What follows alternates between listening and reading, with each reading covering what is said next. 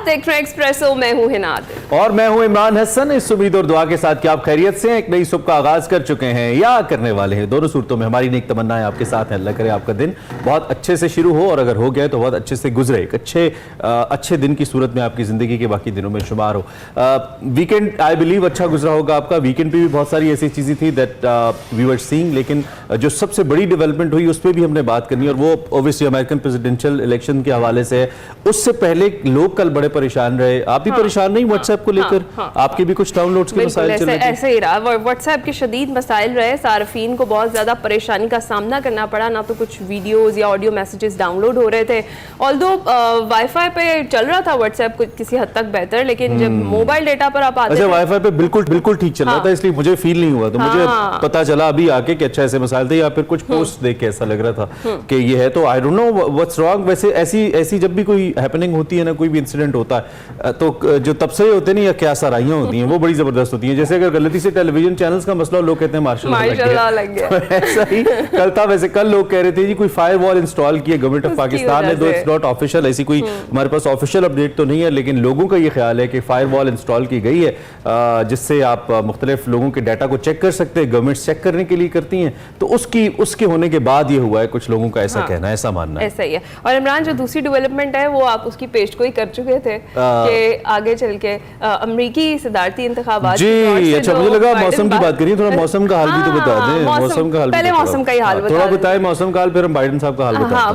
मौसम जनाब कराची में तो बड़ा जबरदस्त चल रहा है, अच्छी खासी बारिश। अच्छा हिना को जब तक लाहौर में बारिश ना हो ना, मौसम की खबर ही नहीं लगती। भी बाकी शहर भी हैं मुल्क में लाहौर के अलावा। पता है, I am more concerned about Lahore का वेदर, लेकिन खैर लाहौर में थोड़ा सा मौसम बेहतर था जब मैं आ रही थी। वैसे यूजुअली उस टाइम पे बेहतर ही होता है थोड़ा सा, जब बाद में आती तो पता चलता है कि जनाब तो तेज धूप निकली हुई है। लेकिन मानसून में ऐसे ही चलता है, कभी धूप होती कभी बारिश। लेकिन चूंकि ये स्पेल अब आ चुका है तो अब बारिशों का सिलसिला भी शुरू होगा और मौसम के हवाले से आगे चल के हम डिटेल में भी बात करेंगे। और जब भी मौसम खास तौर पे कराची में थोड़ी सी बारिश आती है ना, तो सिंध हुकूमत की कारकर्दगी की कली लाजमी खुलती है। हमने कल परसों भी देखा जब थोड़ी सी बारिश हुई तो कैसे सड़कें तालाब बन गई और लोग कितनी परेशानी का शिकार हुए। खैर अब क्या ही कहें, अब तो आदत सी है हमको ऐसे जीने में, तो ऐसे ही चल रहा है। अब बताएं जनाब, आपको सदर फॉर्मर प्रेसिडेंट हो जाएंगे अब ओबियसली, अगर नहीं लड़ेंगे तो।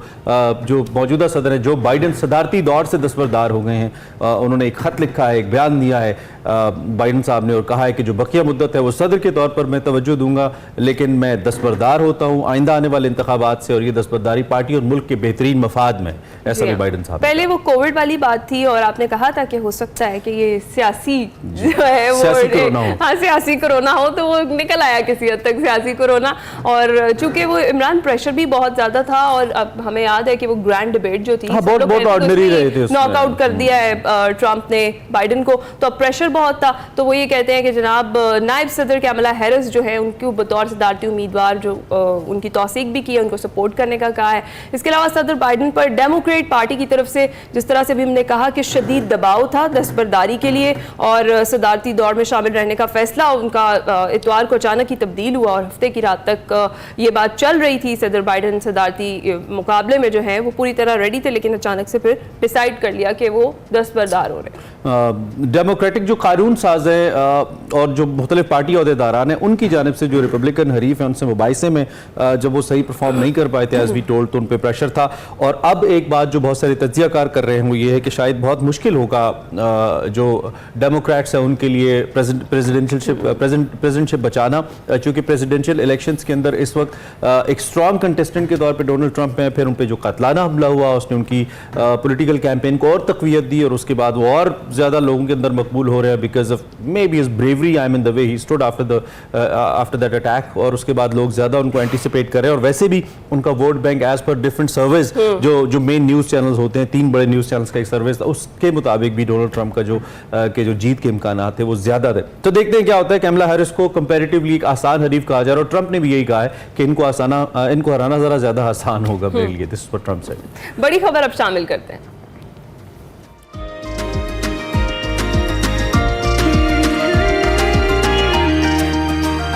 तो जनाब जनाब, जैसा कि आपको पता है मुल्की सियासी दर्जा हरारत दिन ब दिन बढ़ता जा रहा है। जब से हुकूमत ने तहरीक इंसाफ पर पाबंदी का ऐलान किया है तो उसके बाद से टेम्परेचर जो है वो बढ़ रहा है और दोनों तरफ से बयानबाजी का भी सिलसिला तेज़ हो गया और जो हुकूमती रहनुमा है वो दीगर इत्तेहादी जमातों को बेतमाद में लेकर तहरीक इंसाफ पर पाबंदी की सोच विचार में गुम है। वहीं गुज़िश्ता हफ्ते खबर ये भी सामने आई कि सरबराह JUI मौलाना फजलुर रहमान ने गुफ्तगू की मीडिया से। उन्होंने कहा कि कामरान मुर्तज़ा की सरबराही में कमेटी बन गई है जो तहरीक इंसाफ से मुज़ाकरात करेगी और नए इंतखाबात के लिए PTI खैबर पख्तूनख्वा असम्बली तहलील करने को तैयार है। मौलाना ने एक्चुअली क्या कहा ये पहले सुन लेते हैं। यही हुकूमत KP में है तब भी वो इस्तीफों की बात पे आ गए हैं और उनका बरबरा कह रहे हैं कि हाँ नया इलेक्शन होने चाहिए और असम्बली तहलील कर दी जाए। PTI के हवाले से ये सोचें कि उनके दरमियान और हमारे दरमियान 10-12 साल तल्ख ताल्लुकात रहे हैं, उनको सिर्फ नॉर्मलाइज करना है।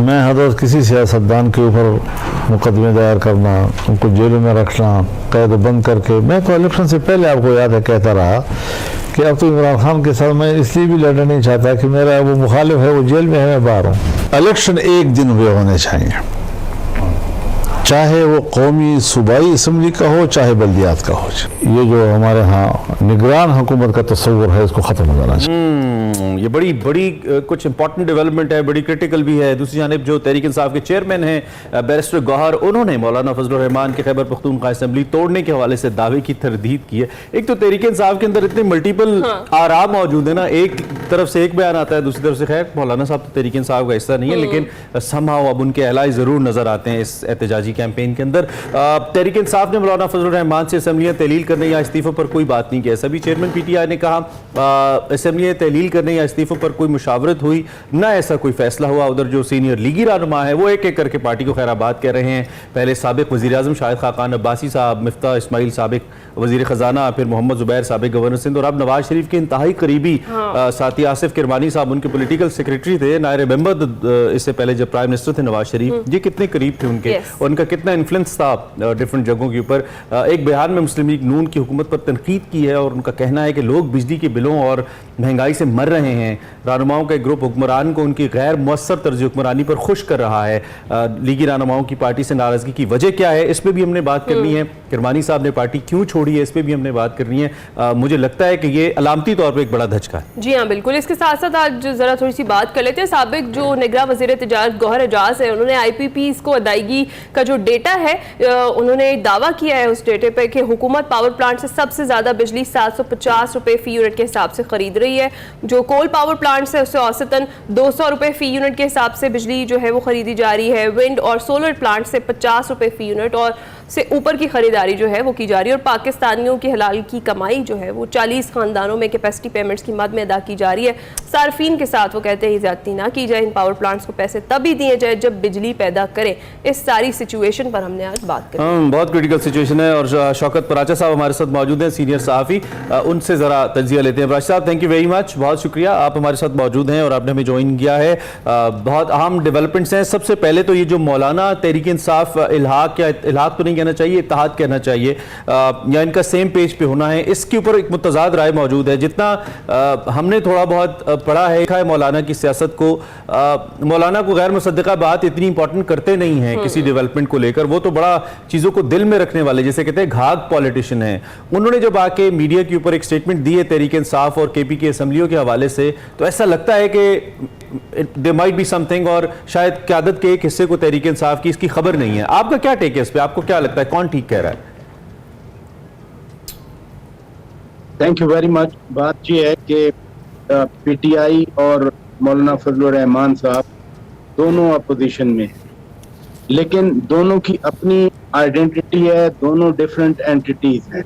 मौलाना साहब की अपनी पॉलिटिक्स है। मौलाना साहब का शुरू से एक ही मौकफ रहा है कि मौजूदा असम्बलियां धांधली की पैदावार हैं, इंक्लूडिंग KP के असेंबली, सूबाई असेंबली। मौलाना साहब चाहते हैं कि पूरे मुल्क में नया इलेक्शन हों, including the election of KP की सूबाई असेंबली। ये वो थिन लाइन है जिस पे डिफरेंस बरकरार रहेगा और वो बड़ा नेचुरल है। मैं उसको कोई डुअल पर्पस में नहीं देखता, क्योंकि मौलाना साहब का जो अपना मेन कॉन्स्टिट्यूएंसी है वो किसी हद तक बलूचिस्तान है और फिर वो खैबर पख्तूनख्वा है। जो खैबर पख्तूनख्वा असेंबली के नतीजे आए वो मौलाना साहब की तवक्कुआत से डिफरेंट आए। मौलाना साहब सीरियसली समझते हैं कि कल अगर इलेक्शन हो जाए तो वो अपनी सीटें निकाल लेंगे जो उनको 8 फरवरी 2024 में नहीं मिली या नहीं दी गई। ये मौलाना फजलुर रहमान साहब के ज़हन में है और मौलाना फजलुर रहमान साहब की पॉलिटिक्स इसी के गिर्द घूमती है। दूसरी तरफ पीटीआई है, पीटीआई को कहीं ना कहीं ज़हन में है कि हमने पंजाब हुकूमत और खैबर पख्तूनख्वा हुकूमत तोड़ी थी और कौमी असेंबली से उस वक्त रिजाइन करके 70-80 सीटें 100 सीटें हमने 100 से भी ज्यादा थी वो खाली छोड़ दी थी, तो अब ऐसा नहीं होना चाहिए। पीटीआई स्ट्रीट पॉलिटिक्स भी करना चाह रही है लेकिन पीटीआई पार्लिमानी पॉलिटिक्स भी करना चाह रही है। और आप देख रहे हैं कि सिंध की 9 सीटें हों या पंजाब असेंबली में 110 सीटें हों या कौमी असेंबली में अब वो सबसे बड़ी जमात बनने जा रही है, वो अपना प्लेटफॉर्म लूज नहीं करना चाह रही।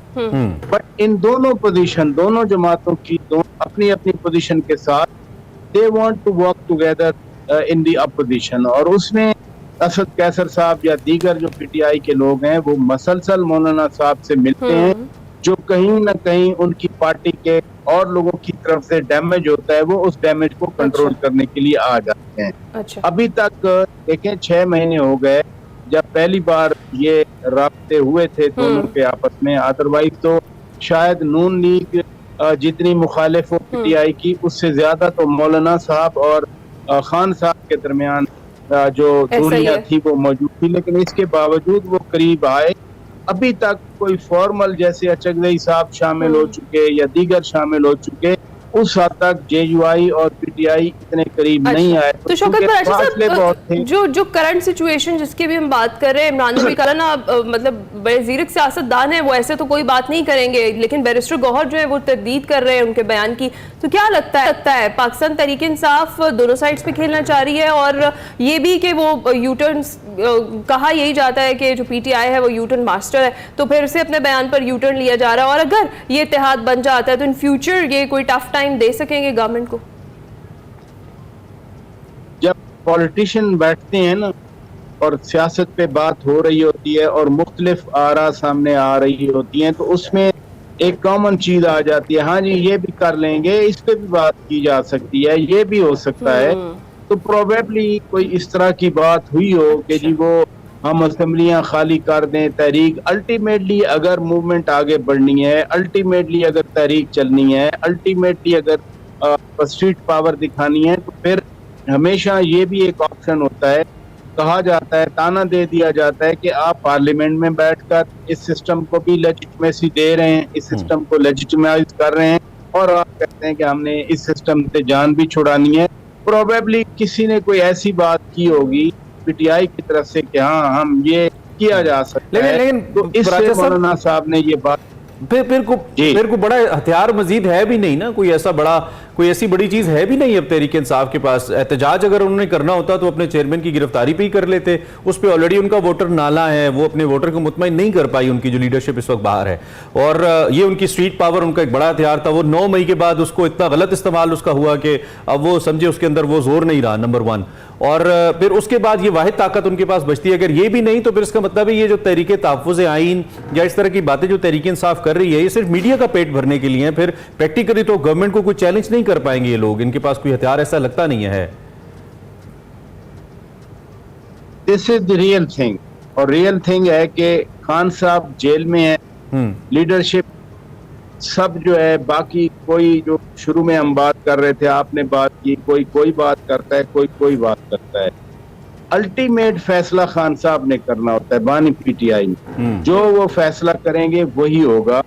लेकिन उनको जो इंटरेक्शन होता है मुख्तलिफ लोगों का, हर एक जाकर अपनी बात करता है। जो वो लोग हैं जो अभी पीटीआई में हैं लेकिन उनको साइड पे किया हुआ है, वो लोग हैं जो अभी पीटीआई की मौजूदा क़यादत है, और मत भूलिए वो भी लोग हैं जो पीटीआई छोड़ चुके हैं लेकिन पीटीआई के लिए ही बात करते हैं। वो सबसे ज्यादा मसलन आजकल फवाद चौधरी साहब मसलसल 2 महीने से बात कर रहे हैं। मेरा ख्याल है जो पर्सपेक्टिव फवाद चौधरी साहब ने हाईलाइट किया है आकर खान साहब के हवाले से, पीटीआई के हवाले से, शायद उनकी मौजूदा क़यादत वो उतना फोर्सफुली करने की वो कोशिश करते हैं, लेकिन हर एक की अपनी स्किल्स होती हैं, पॉलिटिकल कम्युनिकेशन होती है। इसलिए जो फैसला खान साहब करेंगे होगा तो वही। खान साहब की तरफ से अभी तक तो कोई ऐसी बात नहीं है कि ये असेंबलियां छोड़ी जाएं, फवाद साहब तो रिजाइन किया जाए। ऑन अ लाइटर नोट इतनी मौलाना साहब से बात करने की बात करते हैं, जेयूआई फेई ने ज्वाइन कर लें। ऐसा बाजुकात एहतमाल होने लगता है। नहीं तो वैसे बहुत बहुत बड़ा विजुअल होगा, शायद पाकिस्तान की तारीख का सबसे बड़ा विजुअल होगा जब अगर मौलाना फजल रहमान साहब किसी दिन बानी पीटीआई खान साहब से जेल में मिलने जाएं और फिर वो जिस तरह से जफ्फी लगाएं या बात करें या एक दूसरे की आंखों में देखें, खास तौर पर बानी पीटीआई जब मौलाना फजल रहमान साहब की तरफ तशक्कुर की निगाहों से देखें कि आपने हमारी स्ट्रगल को बड़ी तकवीत पहुंचाई, मेरे लिए वो बहुत बड़ा विजुअल होगा। वो मुझे गालिब का शेर पता नहीं क्यों याद आ गया, काबे किस मुंह से जाओगे गालिब। खैर अगला जुमला में नहीं होगा। अब ये थोड़ा सा ये जो बिजली का मसला है, इस पे जरा मुझे आपका कमेंट चाहिए। कैपेसिटी चार्जेस को लेकर कुछ दस्तावेजात गौहर साहब ने शेयर की, जो फॉर्मर मिनिस्टर थे, अपने ट्विटर के ऊपर, एक्स के ऊपर, और उसमें उन्होंने बाकायदा तौर पर पॉइंट आउट किया कि कैपेसिटी पेमेंट्स की मद में कैसे आवाम की जेब से पैसा निकाला जा रहा है, और कुछ जो IPPs हैं और जो कुछ उन्होंने कहा जी 40% आई बिलीव उन्होंने कहा को खानदान है उन तक ये पैसा पहुंच रहा है, तो ये बड़ी ज्यादती है। आपका क्या टेक है इस सारे मसले के ऊपर? वो राइटली पॉइंट आउट कर रहे हैं, खुद भी वैसे वो रहे हैं, उनके अपने दौर में ये सिलसिला शुरू हो गया था। दो IPPs का दौर है पाकिस्तान में। एक तो मिड 90s में वर्स्ट किस्म की लोड शेडिंग थी, तो उस वक्त पीपल्स पार्टी की गवर्नमेंट थी, उन्होंने IPPs के साथ मुआहदे किए।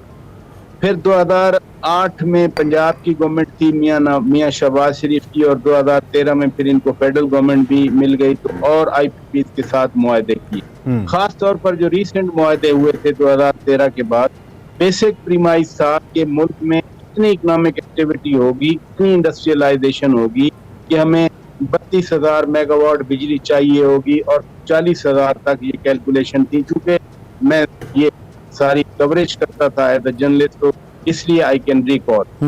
उस प्रोजेक्शन में फिर 2018 आ गया जब पूरा मुल्क बैठ गया, फिर ना इंडस्ट्रियलाइजेशन नहीं रही, ना बिजनेस रही, इकोनॉमिक एक्टिविटी खत्म हो गई, तो वो जो डिमांड थी वो कम होती गई। जैसे डिमांड कम हुई तो दायरा चार्जेस उसके बढ़ते गए।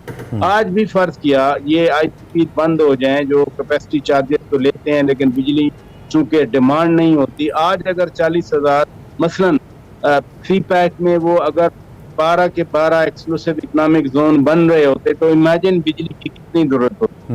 बिजली हम कहाँ से पूरी करते? अगर ये सी पैक वाली जो इन्विजिज्ड एक्टिविटी थी वो सारी हो रही होती, चाइना के ट्रॉलर ट्रक्स गुजर रहे होते, जगह जगह पाकिस्तान में पेट्रोल पंप्स होते या होटल होते, बिजली कहाँ से पूरी की जाती?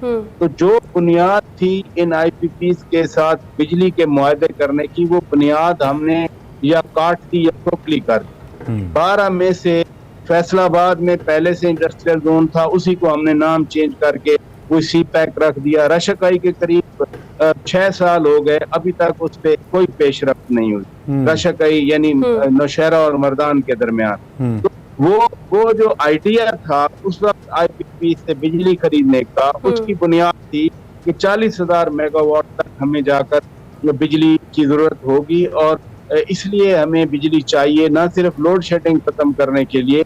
लाइनें थी लंबी लंबी, CNG के लिए लाइनें हुआ करती थी दफ्तर वापडा के दफ्तर। फैसलाबाद में हाफिज शेर अली ने खुद वहां पर हंगामा किया था, मुझे अच्छी तरह याद है। लेकिन वो चूंकि सारा कुछ ना हुआ, अब कैपेसिटी चार्जेस, इसमें तो कोई शक नहीं है कि अगर किसी ने एक यूनिट बिजली पैदा नहीं की और उसकी इंस्टॉल्ड कैपेसिटी अगर 5,000 मेगावाट की है, तो हम पूरे के पूरे उसको पैसे दें अल्टीमेटली। तो प्राची साहब इस मसले का फिर हल है क्या? देखें, वक्त के साथ रीनेगोशिएशन हुआ करती हैं, इसका हल यही है कि IPPs के साथ रीनेगोशिएट किया जाए। रीनेगोशिएशन के बाद जो टैरिफ है उसको रैशनलाइज किया जाए। ये तो नहीं हो सकता ना कि अगर कहीं लाइन लॉसेज हैं जो बिल नहीं देते, 90% जहाँ बिल नहीं किए जाते, वो भी आप फ्लैट रेट सब पे जो कंज्यूमर दूसरे, और खास तौर पर जो अर्बन पंजाब या इस्लामाबाद है, वो आप बिल पे करे 90% उन इलाकों का जहाँ पर वो बिल पे नहीं पुराई साहब ये क्यों नहीं कर सकते rationalize- फिर हम वो बिजनेसमैन या वो प्रॉपर्टी टाइकून जो हमें पसंद नहीं है उनके ऊपर तो हम छापे मार सकते हैं, या जिनसे हमें कुछ पॉलिटिकल हमारी कंफर्टेबिलिटी वाबस्ता है, तो ये जो बड़े फैमिलीज हैं इनको हम क्यों नहीं इनसे पहले निगोशिएट करके, या इनको क्यों नहीं हम पाकिस्तान के वसी तर मफाद में इनके साथ कोई मामला कर सकते हैं कि ये 1095 करोड़ रुपए जो हमारी जेबों से गए हैं, एज गौर साहब पॉइंटेड आउट, तो कुछ इसका हल हो? नहीं, खैर ये तो डिस्क्रिमिनेशन में तो जब पॉलिसी बनती है तो उसकी एप्लीकेशन यूनिफॉर्म होती है। जो अगर 40 IPP दें तो 40 के 40 के लिए ये पॉलिसी होगी और उसी तरह एनफोर्समेंट उसकी होगी जैसी बाकी किसी के लिए। यहाँ पॉलिटिकल डिस्क्रिमिनेशन से मसला हल नहीं होगा। मसलन रज़ाक दाऊद का एक होगा अगर आप उनकी तरफ इशारा कर रहे हैं, बाकी जो है 39 से तो फिर अगर उनको एग्जाम्पशन दे दिए और एक पावर प्लांट के पीछे पड़ा जाए तो फिर उससे तो काम नहीं चलेगा। हाँ, गवर्नमेंट वाले जो पावर प्लांट्स हैं उनको एग्जाम्पशन दे दी जाए कि वो तो चलें अपना पैसा कमाते रहें, और प्राइवेट सेक्टर वालों को आप उनके पीछे पड़ जाएं। पॉलिसी ऐसे नहीं चलती, पॉलिसी बनती है। नहीं, वो बात आपकी बिल्कुल दुरुस्त है, वो एक यूनिफॉर्म पॉलिसी होती है, लेकिन रियासत को जहां पे जरूरत होती है ना, रियासत थोड़ा सा बटन दबा लेती है। हमने ये देखा है ना पिछले कुछ अरसे में जिस मामले में, तो मैं उस कॉन्टेक्स्ट में बात कर रहा था। But thank you very much, time हमारे सेगमेंट का खत्म हो गया। प्राची साहब, आपके तज्जिए का बहुत शुक्रिया। आप हमारे साथ सीनियर सहाफी शौकत पराचा अपनी राय का इजहार कर रहे थे। इससे पहले कि हम ब्रेक लें, कल जर्मनी के शहर फ्रैंकफर्ट में वंस अगेन जो अफगान इंतहा पसंद है उन्होंने अपना एक रंग दिखाया और पाकिस्तानी कौंसल खाने पे हमला किया। आपने विजुअल्स देखे होंगे सोशल मीडिया पे, लेकिन इतनी बड़ी खबर है कि वी थॉट कि इसको लाजमी हम इस पे डिस्कस करें। फिर जो हमारा जो फॉरेन ऑफिस है उसने कहा कि वियना कन्वेंशन के तहत जो मेज़बान हुकूमत है वो कौंसल खाने के तकद्दुस और हिफाजत की जिम्मेदार है। सिफारतकारों की सलामती को यकीनी बनाना चाहिए। एक इसका एंगल ये और एक angle Pakistan versus Afghanistan relationship है, जिसको हर जगह अफगानिस्तान के लोग पता नहीं क्यों पामाल करते नजर आते हैं। ऐसा ही है। इसके साथ ही एक्सप्रेसो में वक्त हुआ एक ब्रेक का।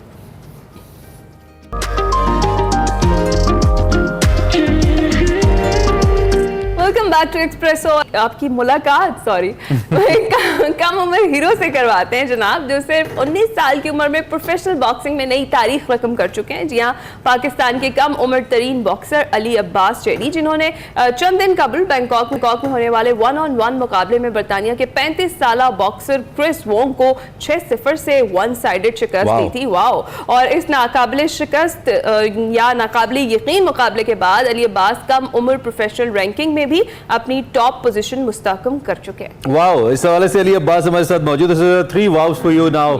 अली, आप इस उम्मीद के साथ कि खैरियत से हैं, क्या हाल चाल हैं, कैसा फील हो रहा है आपको इतनी जबरदस्त विक्ट्री के बाद?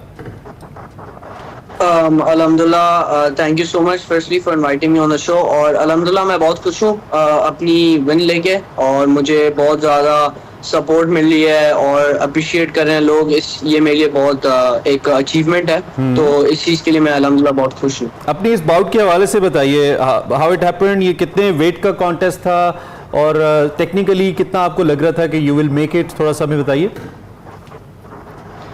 ये मुकाबला एक तो मुझे चैलेंज किया गया था 2 महीने पहले, तो मेरी टीम ने इस पे पहले मुझे मना किया था कि आप नहीं करो, क्योंकि जो अपोनेंट था उसकी एज बहुत ज़्यादा थी और वो बहुत सालों से कर रहा था, तो मुझे एडवाइस की गई थी नहीं करना। लेकिन मेरे बस दिल में था कि बस मैं इसको हरा सकता हूँ, तो मैंने इस वजह पे एक्सेप्ट किया। और जो मेरा वेट था, वेट कैटेगरी की जो फाइट थी, इसको कहते हैं बॉक्सिंग की ज़बान में बैंटम वेट, जो 55 kg में खेली जाती है।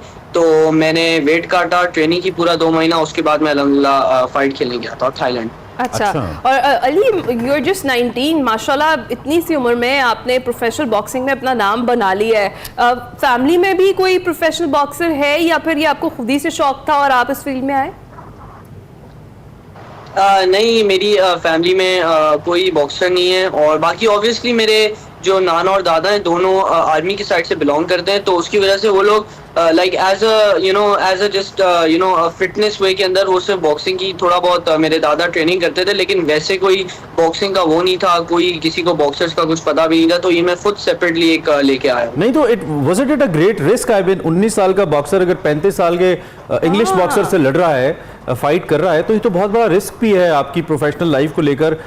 आपने ये कैसे किया? कि ये तो प्रोफेशनली करेक्ट डिसीजन नहीं लगता मुझे। चले आप जीत गए, आप इतने स्किल्ड थे, हो सकता है आपको कॉन्फिडेंस भी खुद पे इतना हो, लेकिन ये तो फैसला ऐसा भी हो सकता था खुदा ना खास्ता आपके करियर को खत्म कर दे।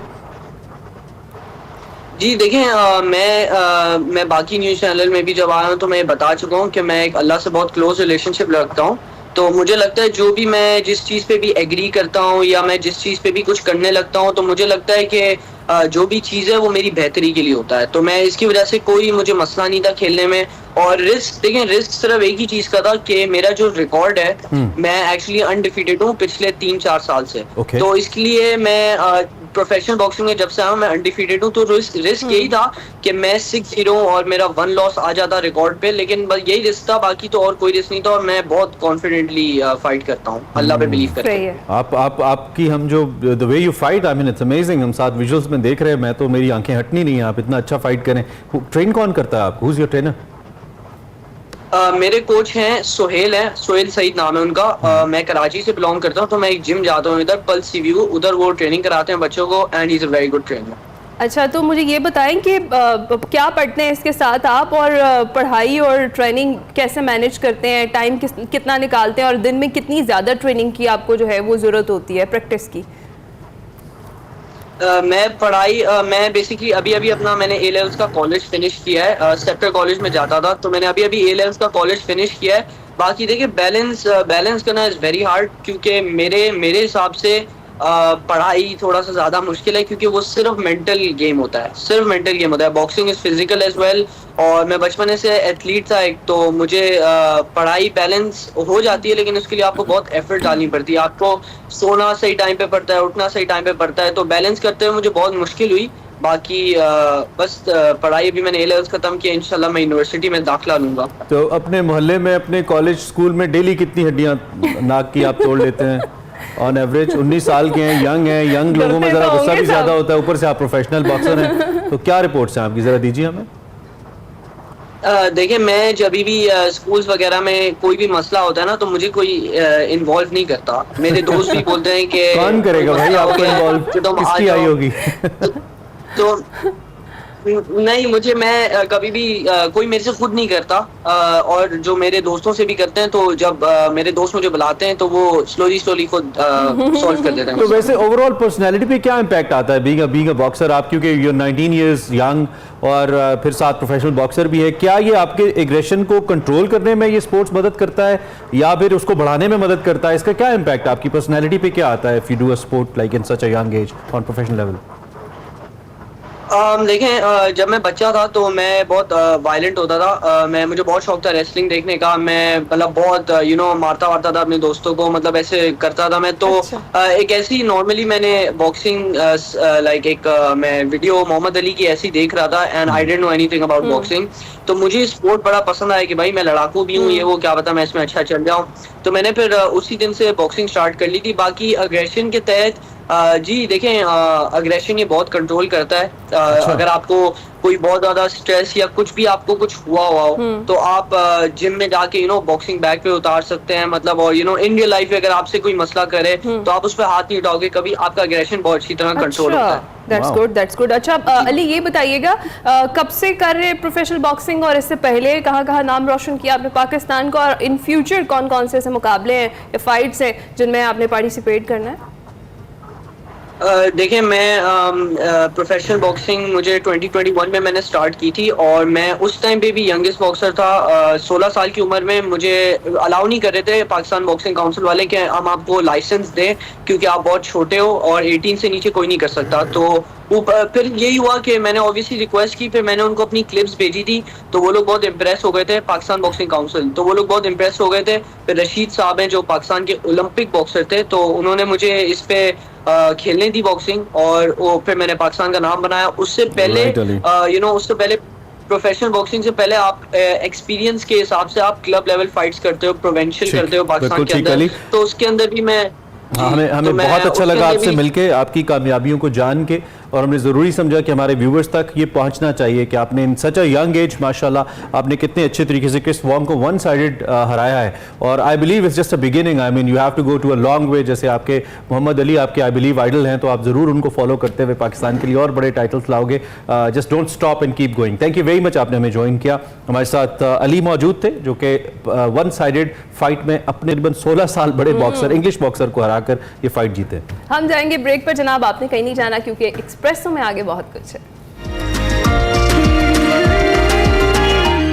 वेलकम बैक टू एक्सप्रेसो जनाब। जैसे कि आगाज में हमने कुछ मौसम की बात की थी और आपसे कहा था कि आगे चलकर इस पे ज़रा डिटेल से बात करेंगे। मुझे पता है कि मेरे अलावा और भी बहुत सारे लोग हैं जो कंसर्न होते हैं ज़्यादा से ज़्यादा मौसम के हवाले से जानने में, क्योंकि और तो मुल्क में इतना अच्छा कुछ चल नहीं रहा होता तो हम कहते हैं मौसम ही अच्छा हो जाए यार, मौसम ही अच्छा हो जाए, बारिश हो जाए। तो मानसून जो हवाएं हैं बहेरा अरब से मुल्क के जनूबी इलाकों में दाखिल हो रही हैं। मगरबी हवाओं का जो सिलसिला है मुल्क के शिमाल मगरबी इलाकों को मुतासर भी कर रहा है और आज से 27 जुलाई के दौरान कश्मीर और गिलगित बल्तिस्तान में बारिश होगी। ये बताया जा रहा है इस्लामाबाद, पंजाब और खैबर पख्तूनख्वा में पीर से जुमेरात तक बादल बरसेंगे, जबकि बलूचिस्तान और सिंध की बात करें तो बाज़ इलाकों में मंगल और बुध को बारिश मुतवक्की है। पंजाब में मानसून बारिशों का जो चौथा स्पेल है रवा हफ्ते जारी रहेगा और गुज़िश्ता रोज़ कराची में भी जनाब खूब बादल बरसे, कहीं तेज़ कहीं हल्की बारिश हुई, जिससे गर्मी का जोर किसी हद तक टूट गया। जी बिल्कुल, हमारे साथ शाहिद अब्बास साहब है, चीफ मेट्रोलॉजिस्ट है, जरा उनसे हाल अहवाल जान लेते हैं। शाहिद साहब कैसे हैं आप? ठीक ठाक हैं?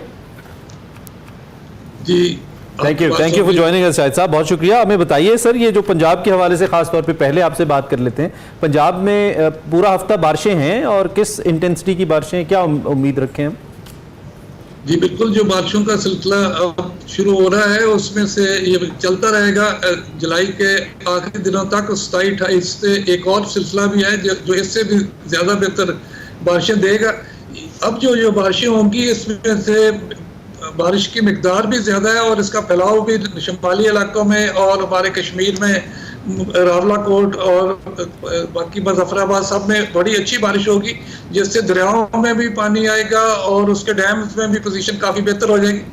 और इसका फैलाव पंजाब में भी जनूबी पंजाब तक और जो सिंध और बलूचिस्तान में भी होगा। तो उससे ये होगा कि जब किसी इलाके में अच्छी बारिश होगी तो ज़मीन का टेम्परेचर जो है, ग्राउंड टेम्परेचर वो कम हो जाएगा, ज़मीन ठंडी हो जाएगी। तो उससे ये होगा कि जो हमारा हबस की सिचुएशन है और जो फील लाइक टेम्परेचर काफ़ी ज़्यादा 50 के रेंज में पिछले 1-2 हफ्ते से चल रहे हैं, तो उसमें वाज़ेह कमी हो जाएगी और जो अनरेस्ट की पोजीशन है वो बेहतर हो जाएगी और बारिशें जो है इसमें कंटिन्यूस भी है और अच्छी मिकदार में भी है और ठंडी बारिशें भी है। अच्छा, तो सिर्फ रिकॉर्ड बारिशें कहा जा रहा है होगी, तो अर्बन फ्लडिंग का भी खतरा होगा इससे?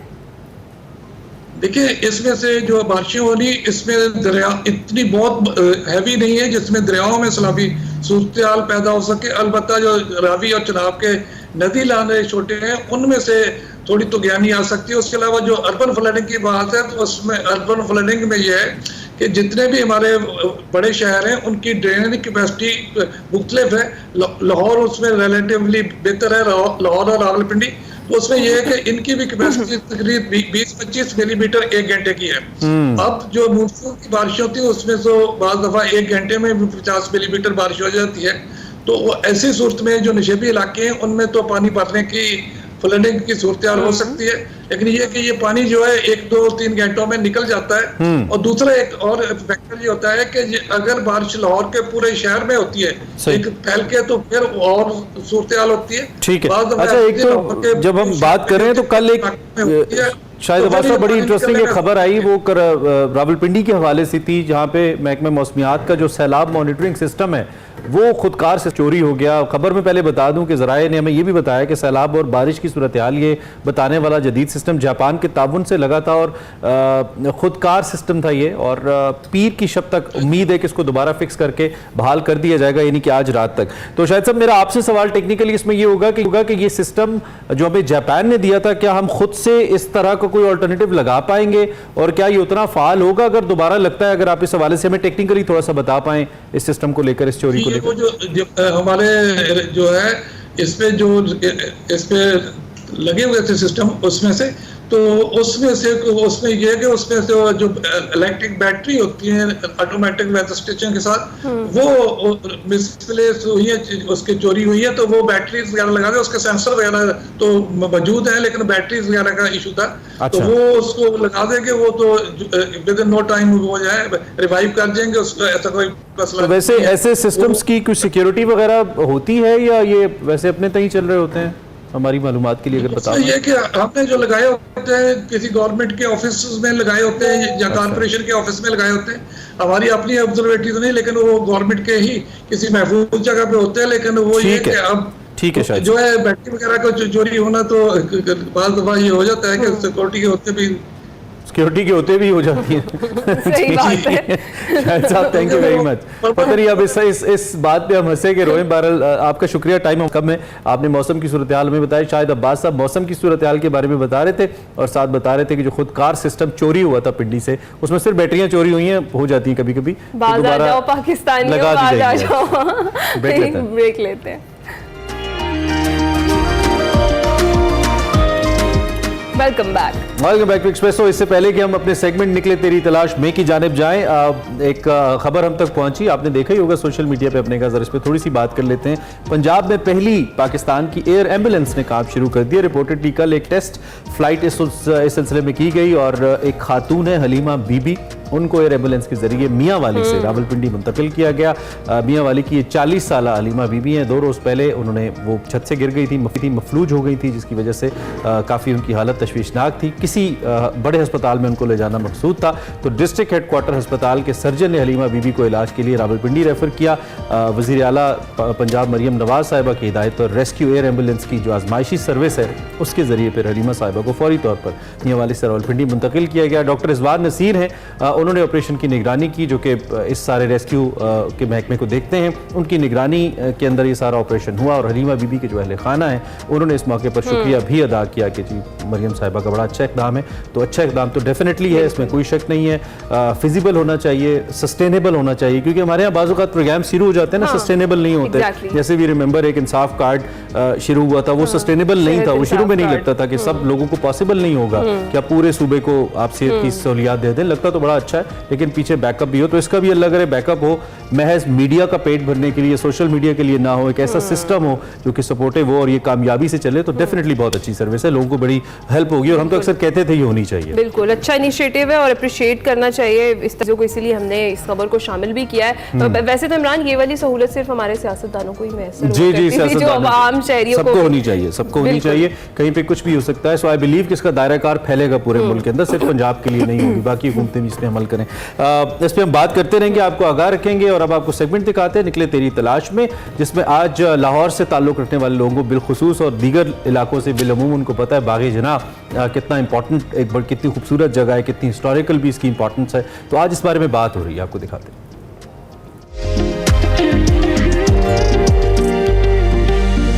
अस्सलाम वालेकुम नाज़रीन, मैं वकार अहमद और आप देख रहे हैं निकली तेरी तलाश में। गुज़श्ता सेगमेंट में हमने तार साहब से बहुत ही एक अहम सवाल पूछा था। मैंने कहा था कि अदीब और दानिशवरों से मुतल्लिका जो भी जगह होती हैं जहाँ उन्होंने वक्त गुजारा होता है, जो उनकी पसंदीदा जगह होती हैं, ये आने वाले नकाद के लिए बहुत अहम हो जाता है कि उनको भी स्टडी करे। उसकी वजह यह है कि वो जो राइटर है उस पर उन जगहों का बहुत इन्फ्लुएंस होता है। तो मुस्तनसर हुसैन तार साहब जो हैं ये सुबह की सैर लाजमी करते हैं और कई दहाइयाँ बीत गई, ये नहीं हो सकता बारिश हो, धुंध हो, मौसम कैसा ही क्यों ना हो, वो सुबह की सैर लाजमी करते हैं। तो इसका आगाज़ जो है इन्होंने लॉरेंस गार्डन यानी बाग जनाह से किया और उसके बाद मॉडल टाउन पार्क चले गए। गुज़श्ता सेगमेंट में बड़ी तफसील से उन्होंने बताया कि लॉरेंस गार्डन बाग जनाह के हवाले से उनकी यादें क्या हैं, बहुत सारे अदीबों की यादें क्या हैं और स्पेशली बहुत सारे नावलों में जिक्र है और बहुत ही अहम पार्क रहा है लाहौर में। लेकिन लाहौर तो पार्कों का शहर है, लाहौर तो बागों का शहर है। तो बहुत शुक्रिया तार साहब। आज का सवाल आपसे ये है, बहुत ही खूबसूरत सुबह है, आप इस वक्त मॉडल टाउन पार्क में बैठे हुए हैं, तो आपसे सवाल ये है कि बागों के इस शहर में मॉडल टाउन पार्क का इंतखाब क्यों किया बागे जनाह के बाद, और यहाँ अब आप मुसलसल सैर करते नज़र आते हैं, यहाँ पे एक तकिया तारड़ भी है। तो ज़रा मॉडल टाउन पार्क के बारे में बताइए।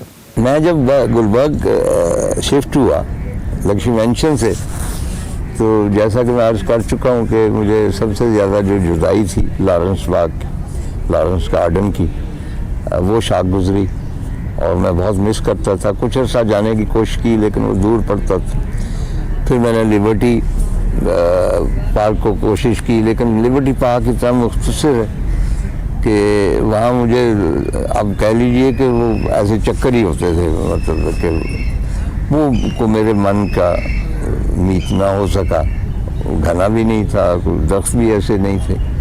एंड फाइनली यहाँ पे नर्सरियाँ हुआ करती थी, मैं आया करता था, यहाँ प्लांट्स खरीदते थे। तो मेरा ख्याल है कि जनरल जिलानी ने इसको बनवाया। तो ये अभी हमें मालूम हुआ है कि जी वहाँ पार्क बना, तो हम अव्वलीन दिनों में आए, अभी कई टीले बन रहे थे, कुछ सफाई हो रही थी। तो यहाँ मैंने सैर शुरू की। अब इसका प्लस पॉइंट ये है कि भाई आप एक तरफ से दाखिल होते हैं, पूरा चक्कर आपको लगाना पड़ता है।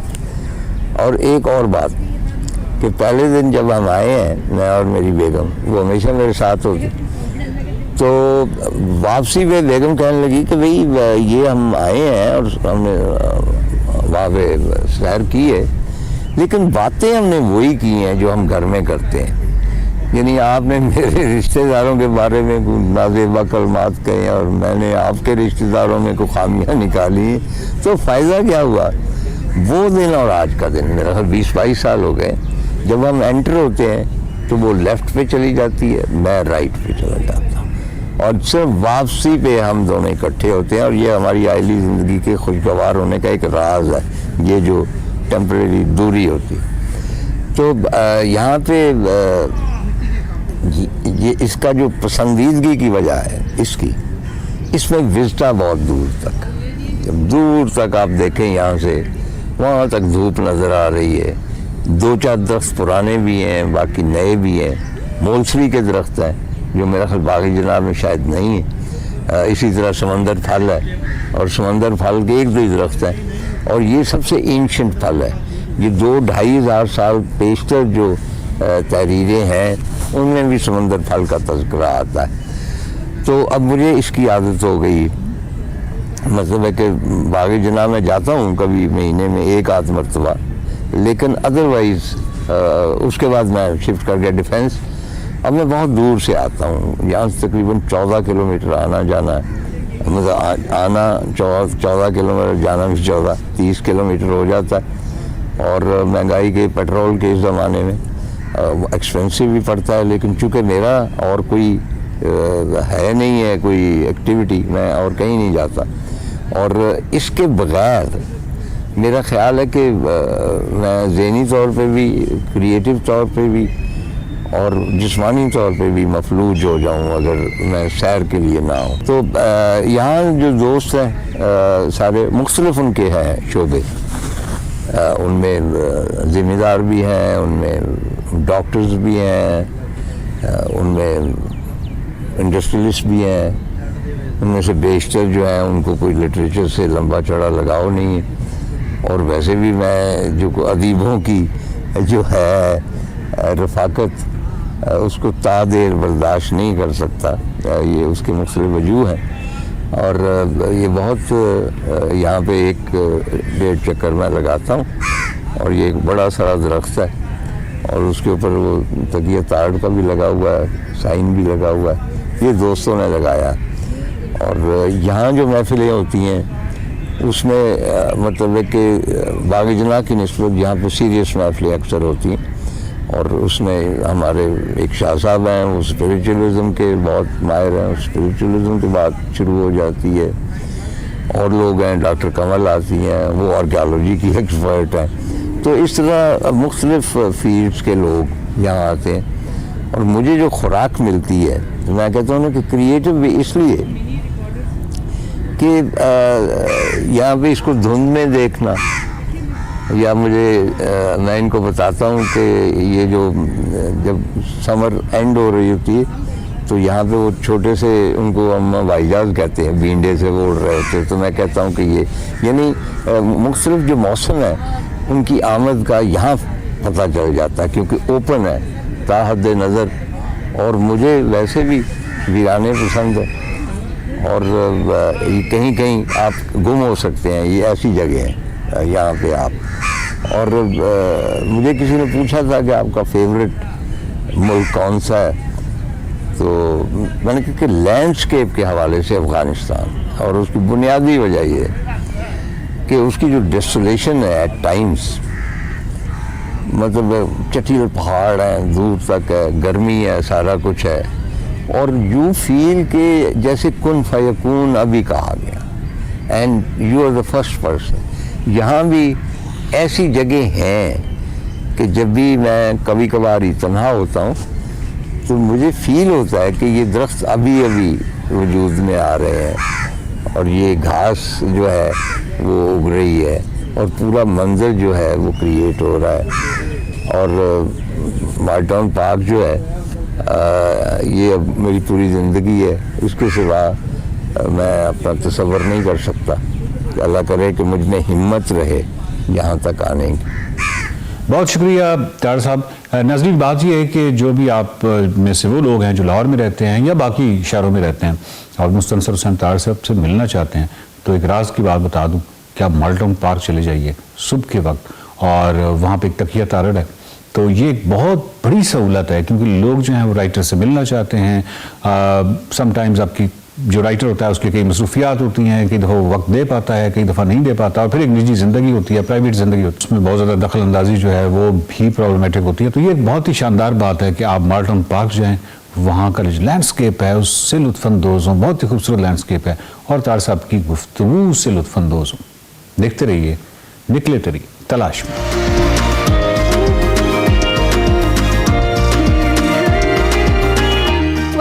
To Expresso. जनाब, अब कुछ बात कर लेते हैं नॉर्वे कप 2024 के लिए Pakistan street child football team का जो फाइनल तरबियती कैंप है वो 21 जुलाई से 25 जुलाई तक स्पोर्ट्स कॉम्प्लेक्स इस्लामाबाद में जारी रहेगा, और कौमी स्ट्रीट चाइल्ड फुटबॉल टीम 25 जुलाई को नॉर्वे ओस्लो के लिए रवाना होगी, और नॉर्वे कप 27 जुलाई से 3 अगस्त तक नॉर्वे के शहर ओस्लो में मुनाकिद होगा, और नॉर्वे कप में 26 ममालिक की जो टीमें हैं वो हिस्सा ले रही हैं। कौमी स्ट्रीट चाइल्ड फुटबॉल टीम की अगर बात करें तो गुज़िश्ता साल नॉर्वे कप में सिल्वर मेडलिस्ट रही थी। बिल्कुल, आई रिमेंबर फाइनल खेले थे और जीत नहीं पाए थे, लेकिन बहुत ज़बरदस्त अनडिफीटेड रहे थे ओवरऑल टूर्नामेंट के अंदर।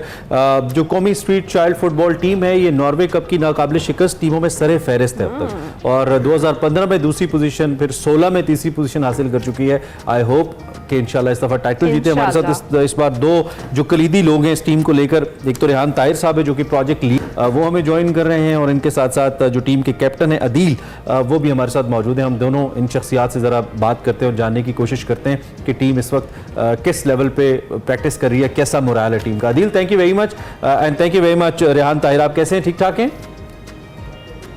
अल्हम्दुलिल्लाह जी, बहुत शुक्रिया। थैंक यू फॉर जॉइनिंग अस। थोड़ा सा हमें पहले मैं आपसे ही रेहान पूछ लेता हूं, हमें इस प्रोजेक्ट के हवाले से बताइए। एक तो ये कि हमें बड़ा अफसोस है हमारी टीम इतना अच्छा परफॉर्म करती है, और पिछली दफ़ा तो हम मुसलसल नज़र रखे हुए थे कि हम शायद जीत जाएंगे, गोल्ड लेके आएंगे, लेकिन अनफॉर्चुनेटली टाइटल नहीं जीत पाए हम, लेकिन परफॉर्मेंस बड़ी कमाल रही। इस दफ़ा क्या वही लड़के हैं, टीम में कुछ तब्दीलियाँ हैं, इस दफ़ा हम क्या करने जा रहे हैं, क्या लगता है आपको?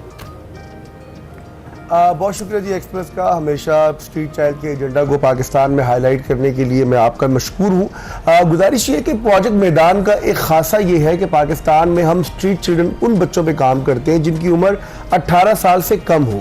ये अंडर 17 का एक स्क्वाड इस साल तैयार किया गया है, जिसमें 3 बुनियादी एजेंडा है हमारे, जिसमें राइट टू आइडेंटिटी, हम उसको शनाख्त के हक के लिए काम करते हैं। राइट टू प्ले, हर बच्चे का बुनियादी हक है कि वो खेले, और तीसरा राइट टू एजुकेट, तालीम हर बच्चे का बुनियादी हक है, तो राइट टू एजुकेशन जो कि आर्टिकल 25A भी पाकिस्तान का ये कहता है। जब रियासत या हमारे रिसोर्सेज कम पड़ जाएं और पाकिस्तान के दीगर इदारे जो है वो वहां पर अपनी उन सलाहियतों के साथ ना कोप अप कर सके, तो मुझे और आप जैसे लोगों को मिलकर पाकिस्तान के उन 23 लाख स्ट्रीट चिल्ड्रन बच्चों के लिए कुछ आवाज उठानी है, कुछ काम करना है, जिसका ये अमली नमूना प्रोजेक्ट मैदान है। और ये हमारी 10वीं आलमी शिरकत है नॉर्वे कप में, और 5वीं शिरकत है इस नॉर्वे कप में। 10 दफा हम इंटरनेशनली टूर कर चुके हैं पाकिस्तान के मुख्तलिफ स्ट्रीट चाइल्ड टीम के साथ। अच्छा, ये टीमें हर साल मुख्तलिफ बच्चों पर मुहित होती है।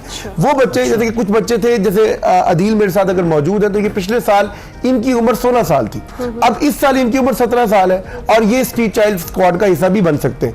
तो हमने कुछ 2-3 प्लेयर्स जो हैं उनको वो लिया जिनकी उम्र में अंडर 18 थे, बाकी सारे नए बच्चे हैं, जिसमें टांग, बन्नू, कराची लियारी का बच्चा हो, इसके अलावा वजीरिस्तान, तो पूरे पाकिस्तान का एक हसीन गुलदस्ता है। और ये तमाम ट्रायल्स जो हैं हमने आज से 3 माह कबल उनकी उस इलाके में जाकर किए, ताकि गरीब वो बच्चे जो ट्रायल के लिए इस्लामाबाद, लाहौर या किसी बड़े मुकाम पे ना आ सके, हम उनकी सलाहियतों को वहां पर जो है वो जांच लें, और उसके बाद फाइनल 100 का स्क्वाड हमने इकट्ठा किया मीरपुर आजाद कश्मीर में, जहां पर हमारा एक बहुत state of the art football camp लगता है, फुटबॉल हाउस मौजूद है, और वहां से 15 बच्चों की ये फाइनल टीम जो है नॉर्वे जाएगी।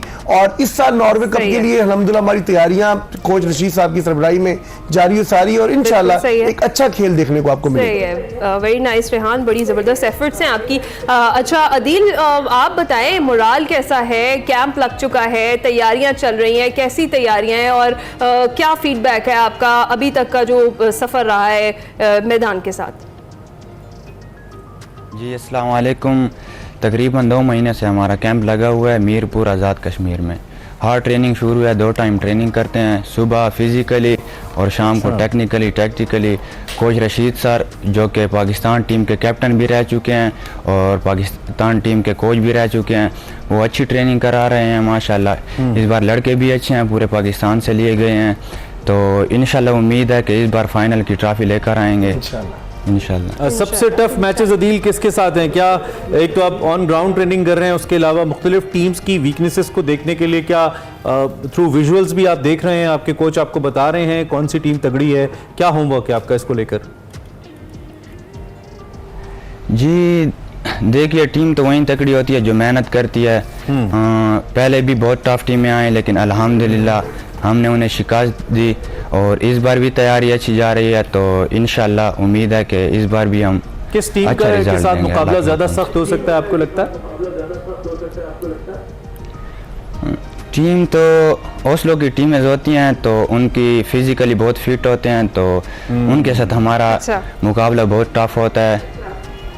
सही है। अच्छा रेहान, मैं आपसे जानना चाहूँगी, आपकी मुलाकात भी हुई है शहबाज शरीफ साहब से, तो यानी जो स्पॉन्सर्स वगैरह के मसाइल थे अब तो वो हल हो गए होंगे, इस तरह का कोई मसला तो नहीं है अब तो? देखिए, यकीनन जितने भी हमारे सरबराहान हैं हमारे लिए तो बहुत ही काबिल इज़्ज़त हैं, और जितने भी इदारे पाकिस्तान में, उनकी ये ख्वाहिश है कि वो पाकिस्तान के ऐसे अछूते प्रोजेक्ट्स को सपोर्ट करें। लेकिन मैं फिर अर्ज़ करूँगा कि सपोर्ट से मुराद हम ये चाहते हैं कि पाकिस्तान में, मैं फिर बात करूँगा कि 2.5 करोड़ से ज़ायद, अब 2 करोड़ 82 लाख बच्चों की बात हो रही है जो आउट ऑफ स्कूल हैं, उनमें 23 लाख बच्चे वो हैं जो स्ट्रीट चिल्ड्रन कहलाते हैं। हम पाकिस्तान में 30 से ज़ायद अकेडमीज़ का क़याम ला चुके हैं, और ये दूर दराज हड़प्पा में, फैसलाबाद में, नोशकी में, दूर दराज इलाकों में कायम है, जहां पर मुकामी कोचेस जो हैं बच्चों को अपनी जज्बा हुब्बुल वतनी के तहत उनको इंगेज करते हैं। हम हुकूमत पाकिस्तान से ये चाहते हैं कि इन बच्चों को सपोर्ट किया जाए। सपोर्ट कैसे किया जाए? जब आलमी मुकाबले में शिरकत होती है तो पाकिस्तान का नाम सर बुलंद होता है। और मैं आपको सफारती स्तर पर इसकी एक बहुत बड़ी कामयाबी बता दूं कि पाकिस्तान हाई रिस्क कंट्री में था नॉर्वे में पिछले साल, जब आपसे मेरी बात हो रही थी, और अब जब मैं आपसे बात कर रहा हूं आज से 3 माह कबल पाकिस्तान नॉर्वे में हाई रिस्क कंट्री से निकल चुका है। तो ये सफारती स्तर पर एक कामयाबी है। ये बच्चे जब बार बार जाते हैं मुल्क में वापस आते हैं, कोई बच्चा स्किप नहीं करता, तो ये आला तरबियत का नतीजा है और पाकिस्तान का एक सर फखर से बुलंद होता है। और तीसरी बात आपको यहां पर बताऊं, जब पिछले साल हम आपसे बात कर रहे थे तो अदील भी इस टीम का हिस्सा थे, लेकिन आज अदील पाकिस्तान की कौमी फुटबॉल टीम का हिस्सा भी है। अदील ने अभी जॉर्डन में पाकिस्तान की तरफ से नुमाइंदगी की पाकिस्तान की फुटबॉल टीम की। तो ये कामयाबी है कि हम कौम के बच्चों को कौम के हवाले कर रहे हैं। आज पाकिस्तान का जो नेशनल टीम का स्क्वाड है उसमें 5 बच्चे स्ट्रीट चिल्ड्रन हैं जो गली कूचों में खेलते थे, जिनको मैदान ने आवाज दी, और आज उस आवाज के नतीजे में वो इस मुकाम पर है। हम हुकूमत पाकिस्तान से, आपके तवज्जुह से, जितने भी कॉर्पोरेट्स के जितने भी साहिब सरबत लोग हैं, उनसे गुजारिश करते हैं। देखिए, टिकट्स का सबसे बड़ा मसला होता है, आपको पता, जाने के लिए। वहां पर तो पाकिस्तानी कम्युनिटी हमारे साथ है, वो हमारे लिए तमाम चीजों का अरेंजमेंट करती है, वहां पर वो उनके दिल जो है हमारी राहों में बिछ जाते हैं। लेकिन यहां पर जो लोग मौजूद है, पाकिस्तान स्पोर्ट्स बोर्ड, पाकिस्तान की स्पोर्ट्स की जो मिनिस्ट्रीज हैं, पाकिस्तान का जो नौजवान प्रोजेक्ट है, पाकिस्तान के जो प्राइम मिनिस्टर है, और मैं बिलावल भुट्टो साहब से, क्योंकि उन्होंने हमेशा हमारे इस काम को बड़ा सपोर्ट किया, मैं बार बार टीवी पे उनकी बात करता हूं, वो क्यों नहीं इन बच्चों को सपोर्ट करते ताकि इनके तमाम अखराजात जो हैं हुकूमत पाकिस्तान, रियासत पाकिस्तान बियर करे, और हम इस तरह के बहुत सारे टूर्नामेंट्स में, जहां पर पहले भी बगैर सरपरस्ती के जा रहे हैं, आगे भी इंशाल्लाह हम कोशिश तो करेंगे। हमारी ख्वाहिश है कौम के बड़े हमारा साथ। बिल्कुल ठीक है, बिल्कुल। अदील, आप अपनी टीम को लेकर कौम को क्या कहना चाहेंगे? Because such a great contest, आपने पहले भी बहुत अच्छा आपकी टीम ने किया है, आप नेशनल टीम में भी खेलते हैं और कैप्टन है टीम के। Anything that you like to say, and पे कुछ भी कहना चाहो आप अदील, कोई पैगाम देना चाहो, कुछ बात करना चाहो? जी बिल्कुल, देखिए गर्मी बहुत ज़्यादा है, तो इस गर्मी में हम 2 टाइम ट्रेनिंग कर रहे हैं, मेहनत कर रहे हैं, और सारे लड़के पुरजोश हैं पाकिस्तान का झंडा लहराने के लिए। तो हम भी बहुत एक्साइटेड हैं नॉर्वे कप के लिए। तो कौम को यही पैगाम है कि आएँ, हमें सपोर्ट करें, हमारी सपोर्ट आपके साथ है। सपोर्ट करें। आपने पहले भी बहुत ज़बरदस्त करके दिखाया, आइंदा भी हम उम्मीद करते हैं बहुत अच्छा करके दिखाएंगे। रेहान ताहिर, प्रोजेक्ट लीड मैदान, और Mohammad Adeel, captain, thank you very much, आप दोनों ने हमें ज्वाइन किया, और हमें उम्मीद है कि इंशाल्लाह इस बार हम ट्रॉफी ज़रूर लेकर आएंगे इंशाल्लाह। यहाँ वक्त है एक ब्रेक का। एक्सप्रेसो में एक बार फिर से खुशामदीद। जनाब, एक्सप्रेसो में क्रिकेट लवर्स के लिए हम क्रिकेट का जिक्र ना करें ऐसा नहीं हो सकता, तो बात कर लेते हैं चैंपियंस ट्रॉफी 2025 की। आईसीसी की सालाना कॉन्फ्रेंस में भी इसका तस्करा हुआ है, जहां भारत की हटदर्मी और जो न्यूट्रल मकाम है वो भी ज़ेरे गौर आया। और जो तफसीलात हैं उनके मुताबिक जुम्मे के रोज़ आईसीसी की जो सालाना कॉन्फ्रेंस है श्रीलंका के शहर कोलंबो में मुनक़िद हुई थी, जहाँ पाकिस्तान और भारत के माबैन जो सियासी कशीदगी और उसके चैंपियंस ट्रॉफी पर होने वाले असरात हैं उससे मुताल्लिक भी तबादला ख्याल किया गया था। जबकि इसी कॉन्फ्रेंस में चैंपियंस ट्रॉफी के बजट की मंजूरी के हवाले से भी बातचीत हुई थी। भारत की पाकिस्तान आने से इनकार की सूरत में मुत्तहिदा अरब अमारात या श्रीलंका के स्टेडियम्स ज़ेरे गौर आ सकते हैं। अच्छा, जबकि हतमी फैसला इस कॉन्फ्रेंस में किया जाना है, ताज़ा तरीन क्या है इसके ऊपर हमें क्या एक्सपेक्टेशंस रखनी चाहिए? हमारे साथ सलीम खालिक साहब मौजूद है, सीनियर स्पोर्ट्स एनालिस्ट हैं, उनसे ज़रा उनकी राय जानते हैं। सलीम साहब, thank you very much and good morning, कैसे ठाक हैं? मैं बिल्कुल ठीक हूँ और उम्मीद है आप लोग भी ठीक होंगे। भाई सुबह चैंपियंस ट्रॉफी का जिक्र छेड़ दिया आपने।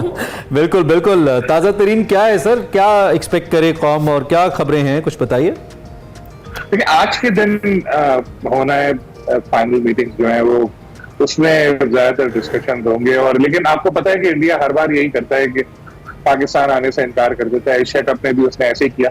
तो इस मीटिंग का जो एजेंडा था उसमें 5 लाइनें चैंपियंस ट्रॉफी के बारे में भी थी। उसमें एक लाइन ये थी कि जो बजट है, अगर किसी दूसरे मुल्क में कुछ मैचेस मुंतकिल करने पड़े तो इतना बजट उसका रखना चाहिए। ये क्या है, इस तरह की बात थी। इट्स मीन कि आईसीसी भी सोच रहा है कि एक हाइब्रिड मॉडल लाया जाए, जैसे कि एशिया कप में था, जो एक फ्लॉप तजुर्बा साबित हुआ था। अब बात यह है कि मोहसिन नकवी साहब किस तरह जाके पाकिस्तान के केस वहां पे पेश करते हैं और किस तरह इंडिया को कायल करते हैं। लेकिन अब तक की जो रिपोर्ट्स आ रही हैं वो यही लग रही है कि एक बार फिर इंडिया की तरफ से मना कर दिया जाएगा। और बड़ी चालाकी करता है इंडिया, एंड टाइम तक एक इस मामले को ड्रैग करता रहता है कि भाई हुकूमत से पूछेंगे, हुकूमत बताएगी, फिर एंड वक्त में बोलता है कि जो हुकूमत ने मना कर दिया, कोई आप चाह रहा ही नहीं होता। शायद इसीलिए आईसीसी ने पहले से ही इस चीज को सोचना शुरू कर दिया, क्योंकि अभी टाइम है और इसीलिए किसी दूसरे मुल्क के बारे में भी गौर हो रहा है। लेकिन उसके साथ एक और बात पे इंटरेस्टिंग आपको बताता चलो, आपको यकीनन पता होगा क्योंकि कल अखबार में भी आ गई थी कि पीसीबी का एक और इरादा भी है कि वो जो Jay Shah Indian cricket board के चीफ है उनसे मुलाकात वहां पर कोलंबो में होगी। तो उनको एक तजवीज दी जाएगी कि आइंदा साल चैंपियंस ट्रॉफी के बाद जब भी कोई विंडो हो दोनों टीमों की अवेलेबल, किसी थर्ड कंट्री पे T20 सीरीज खेली जाए।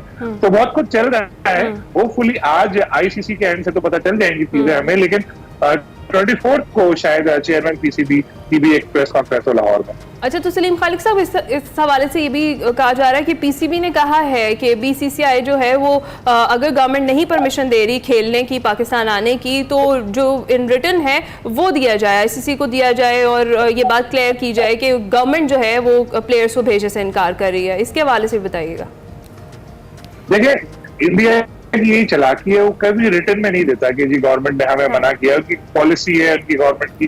तो अभी भी ऐसे ही होगा कि वो रिटर्न में नहीं देगा, वो वर्बली या इस तरह इशारों का नायों में बताता है कि अपने मीडिया के जरिए खबरें फैलाई जाती हैं और उसमें किसी का नाम नहीं होता, अननेम्ड सोर्स होती है। जैसे पाकिस्तान में भी अक्सर होता है कि पीसीबी को अगर अपना मौक़िफ़ सामने लाना होता है तो वो कुछ लोगों को खबर फीड कर देते हैं, उसके बाद वो चलाते रहते। तो इंडिया में भी यही होता है। तो माहौल उन्होंने बनाना शुरू कर दिया था मीटिंग से पहले ही। जब मीटिंग हुई आईसीसी की, आज भी है, तब तक एक माहौल बन चुका है कि जी इंडिया तो शायद ना आए। लेकिन मुझे नहीं लगता कि वो रिटर्न में उनकी गवर्नमेंट पहले भी नहीं दिया था। हमेशा ही कर लेता है इंडिया आईसीसी को।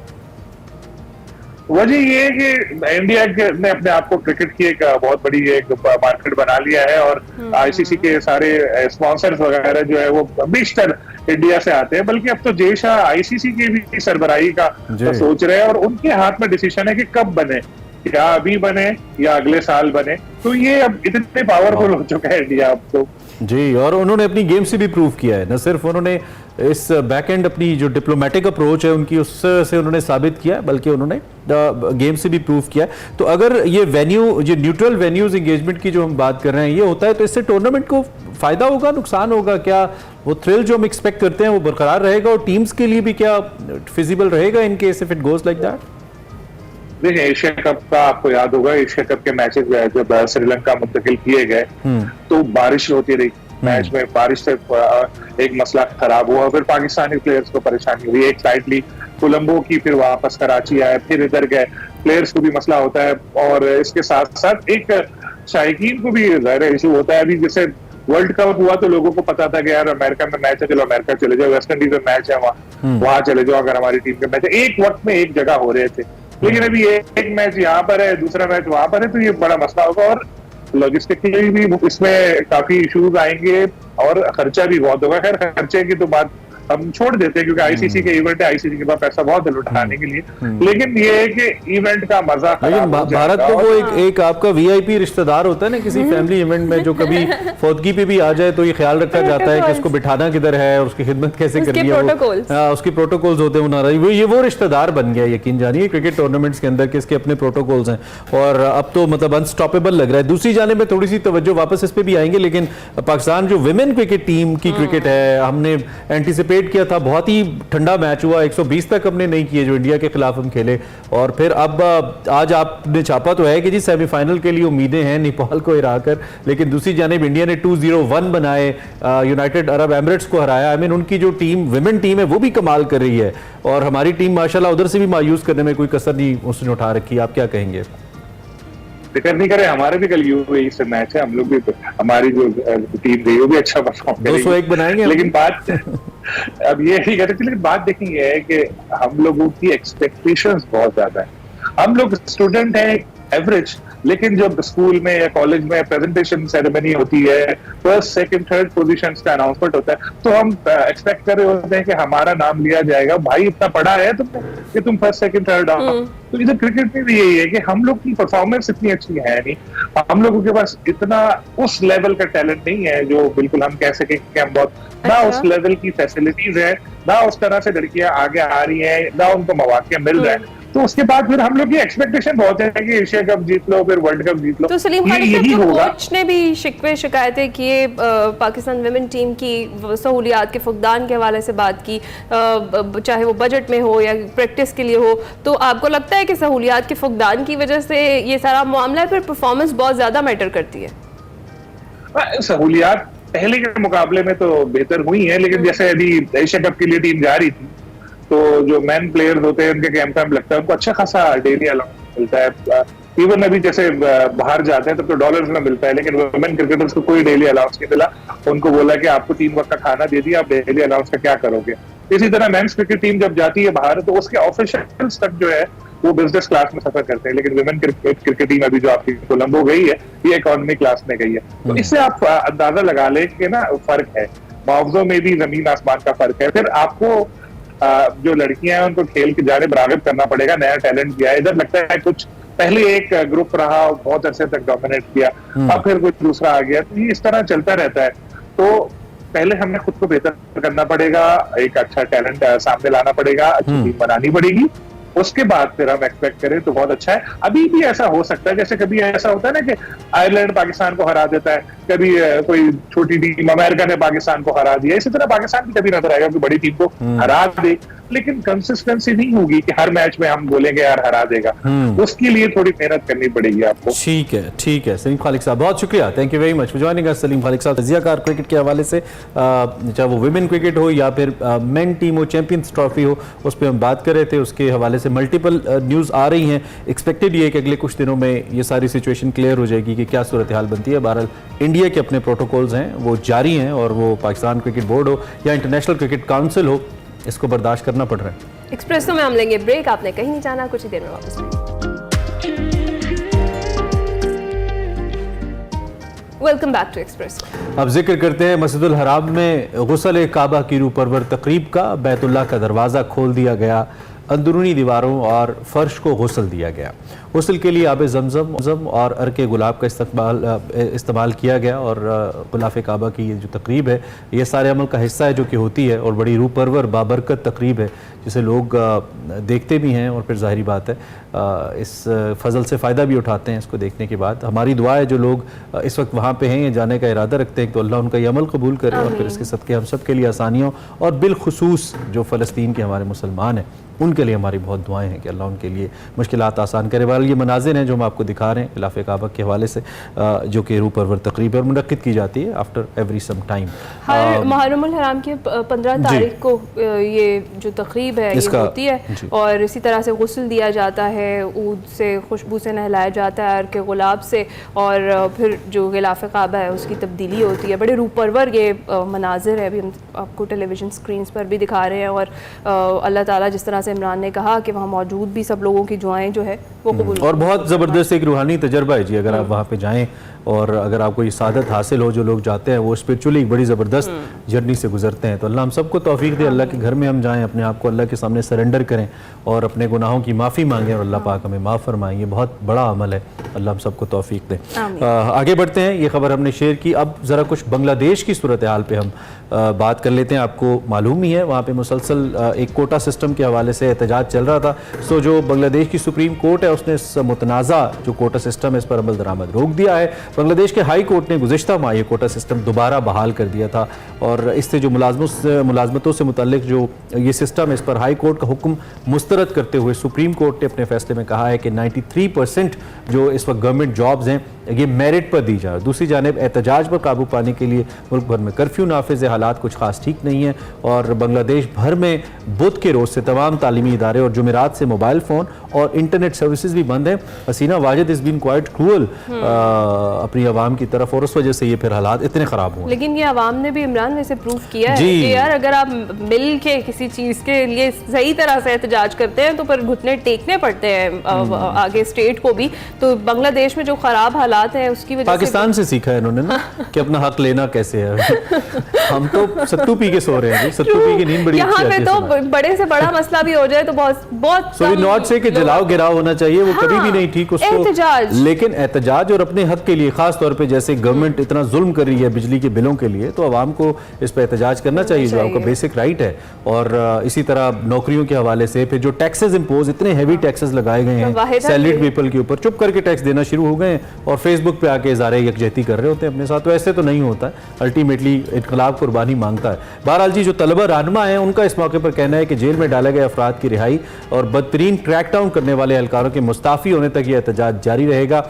जो पुरतशद्दुद मुजाहिरे हैं इसमें 20 अफराद अब तक हलाक हो चुके हैं, हज़ारों ज़ख्मी हैं और हलाक अफराद में 2 पुलिस एहलकार भी शामिल हैं। यानी कि इतना इंटेंस ये सूरत हाल बनी है और हमने देखा कि गलियां भर गई ढाका की, इतने ज़्यादा लोग वहाँ पे निकले और उसके बाद फिर सुप्रीम कोर्ट को इंटरवीन करना पड़ा इस सारी सूरत हाल के अंदर। सो जब तक आप अपने राइट के लिए खड़े नहीं होते आपको राइट नहीं मिलता और इसमें कोई दो राय नहीं है मुझे कहने में कि हुकूमत बहुत बड़ी ज़्यादतियाँ पाकिस्तान के अवाम की मिडिल क्लास के साथ खास तौर पर कर रही है और वो मुसलसल ज़ेर अताब है। वो शायद इसलिए भी इमरान के कोई निकलता नहीं है, कोई बोलता नहीं, उन्हें पता कोई प्रेशर नहीं है उनके ऊपर। और अपोजिशन भी हमारी ऐसी है, उनको अपनी सियासत की पड़ी है, they do not come out to trigger this whole situation. खैर हमारे पास सिर्फ लास्ट मिनट है, इससे पहले कि हम जाएं कल एक खबर खलीलुर रहमान कमर साहब के हवाले से आई जो कि मारूफ ड्रामा निगार हैं। उनके ड्रामे बड़ा बिजनेस करते हैं, बड़े मशहूर होते हैं और बड़े वोकल भी हैं। वो कुछ मामलात को लेकर मेन राइट के हवाले से बहुत बात करते हैं। लाहौर में एक खातून ने उनको एक हनी ट्रैप जिसे कह सकते हैं उसकी जद में आ गए, वो अपने घर पे बुलाया, FIR के मुताबिक उनसे कहा कि जी एक ड्रामा बनाना है और आप घर पे एक मीटिंग करते हैं। जब वो घर पहुंचे तो वहाँ पे पहुंचने के बाद उन्होंने वहाँ पे कुछ असला बरदार लोग बुला लिए, कुछ 7 की तादाद में इस पर FIR, जिन्होंने बकौल कमर साहब के उनसे उनका मोबाइल फ़ोन 2.5 लाख रुपए उनके बैंक कार्ड से निकलवा लिए और फिर उन पर तशद्दुद किया गया, फिर उनसे तावान मांगा गया कोई 1 करोड़। किसी दोस्त को उन्होंने फ़ोन किया, FIR में ये भी दर्ज है, जिस पर दोस्त ने माजरत की कि मैं 10 लाख नहीं दे सकता। इस पर उन्हें मजीद मारा गया और फिर किसी नामालूम इलाके में छोड़ दिया गया। जी हाँ बिल्कुल। और अब तो लेटेस्ट अपडेट्स ये भी हैं कि जो खातून है या जो गिरोह है ये कोई पेशावर है और पहले भी मुतादिद लोगों को इसी तरीके से वारदात करके भी चुके हैं। लेकिन अच्छी खबर यही है कि उनको पकड़ लिया गया है और उनके खिलाफ एक तो बीइंग सेलिब्रिटी कमर साहब को भी थोड़ा एहतियात करना चाहिए। आई मीन वक्त हालात ऐसे हैं कि आप मोहतात होकर चलें तो ज़्यादा बेहतर है, लेकिन ऐसे वायलेंट इकदामात को कुछ लोग जो कमर साहब को पसंद नहीं करते कल इस पर खुश हो रहे थे, मैंने देखा उन्होंने पोस्ट की। तो दिस इज़ नॉट एक्सेप्टेबल। आप किसी भी जराइम पेशा नासिर को आप ऐसे प्रमोट नहीं कर सकते या नहीं कह सकते कि उन्होंने ये ठीक एक्ट किया है। आपको किसी के अमल से कोई मसला है तो वो उससे आप इख्तलाफ कर सकते हो सकता है यू डोंट लाइक कमर साहब राइटिंग, लेकिन ये इसको इंडोर्स नहीं किया जा सकता कि ऐसे तशद्दुद पसंदाना इक़दामात कोई भी करे। So this is condemnable. I hope कि जो पंजाब पुलिस है, जो CIA है, वो अच्छे से इक़दामात करे। वैसे खबरें रहे हैं कि उनको पकड़ा गया। अब देखिए क्या सूरत हाल होती है। वाल हमारी बेस्ट विशेस कमर साहब के साथ, इज़ अ गुड राइटर। इस नोट के ऊपर प्रोग्राम खत्म करते हैं। आई होप आपने हमारा साथ एंजॉय किया होगा। आपसे कल मिलेंगे इंशाल्लाह। ख्याल रखिएगा। अल्लाह हाफिज़।